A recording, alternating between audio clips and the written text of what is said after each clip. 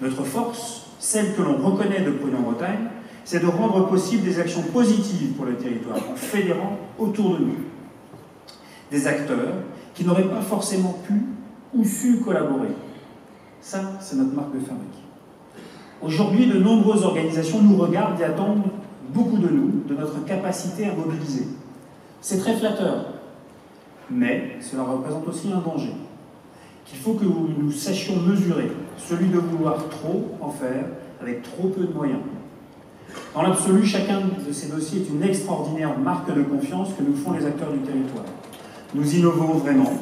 Notre état d'esprit, notre force collective, vous ici devant moi, concentrés sur l'efficacité de l'action, sont des atouts extraordinaires.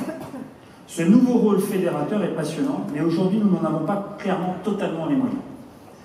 Et d'ailleurs, je ne suis pas sûr que nous voulions l'exercer sur tous les sujets. Mais pour qu'au moins nous puissions l'exercer avec justesse, là où nous sommes réellement attendus, là où nous nous engageons à le faire, nous ne pourrons pas faire l'économie de la réflexion de nos ressources. Donc je compte nommer un petit groupe de travail sur ce thème. Aujourd'hui, vous pouvez compter sur Pognon-Bretagne pour embrasser les enjeux du territoire. La reprise économique se fait attendre. Et le recrutement se fait toujours de plus en plus difficile et de plus en plus coûteux. On manquera d'hommes avant de manquer d'argent ou de clients. On manquera d'hommes avant de manquer d'argent ou de clients. Pouvait-on entendre lors du colloque Dynamique Emploi et Formation organisé par l'ABEA, l'Association bretonne des entreprises agroalimentaires, en avril 2018. Retenez bien ça, c'est très frappant. On manquera d'hommes avant de manquer d'argent ou de clients. C'est un sujet fondamental, au cœur de nos préoccupations, et nous allons y travailler. Mais nous ne pouvons pas écarter le sujet de l'attractivité générale de la Bretagne.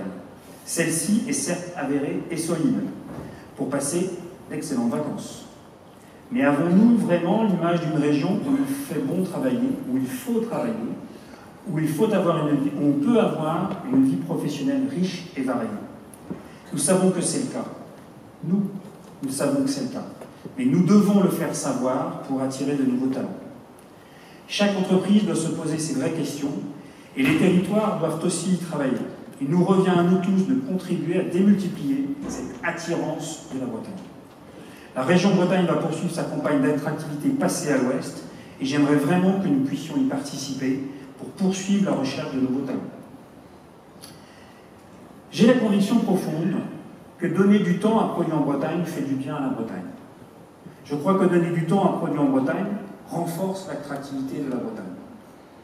J'ai la conviction profonde que votre action, que celle de Valérie de Artefacto, de celle de Daniel chez Agriculteurs de Bretagne, de Christophe chez Caravelle, de Alan chez Beyond Goodwill, renforce l'attirance de la Bretagne, renforce l'attirance que la Bretagne exerce à l'extérieur. Oui, la Bretagne est attractive, mais nous devons tous travailler ensemble pour qu'elle soit attirante, qu'elle donne envie de s'y installer, de s'y développer.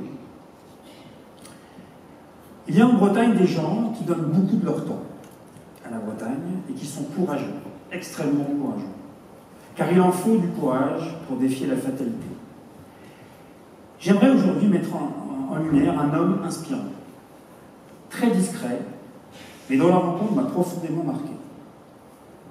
Cet homme, c'est Tony Matic, adhérent Intermarché à Roscoe. Où est-ce qu'il est, Tony Matic? Il est là, je sais qu'il est là, mais il se cache. Cet homme, c'est Tony Matic. Tony a remué ciel et terre, rassemblé une équipe autour de lui, à Rosconin, Rosen, Jean-Luc Jérôme, au sein d'une association, l'AICB, pour que les 250 emplois perdus dans sa ville par la fermeture d'une base logistique soient retrouvés. Et savez-vous combien d'emplois ont été créés en 2 ans? 250. 250 emplois créés sur la communauté de communes du Crest-Braise entre 2015 et 2018. Bravo, Tony. Bravo. Quel courage, quelle stratégie. Vous pouvez tous, encore une fois, les applaudir. Ils le méritent vraiment, ça, c'est courageux.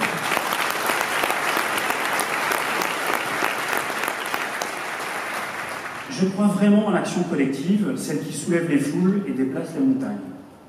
Alors que notre pays traverse une période de doute, je forme aussi le vœu que nous maintenions en Bretagne ce bel esprit de dialogue et d'écoute qui nous caractérise. Cet esprit de dialogue et de débat que nous partageons avec les salariés des entreprises, qui nous permet de nous retrouver ensemble, régulièrement, autour de valeurs communes pour l'intérêt supérieur de la région. Cet esprit de dialogue, nous l'avons en Bretagne et c'est un bien précieux. Et je crois qu'il nous appartient à tous de l'entretenir au quotidien. Je forme le vœu aujourd'hui que nous perpétuions ce bel esprit breton, tout simplement pour que se réalise notre vision, celle d'une Bretagne belle, prospère, solidaire et ouverte sur le monde. Merci.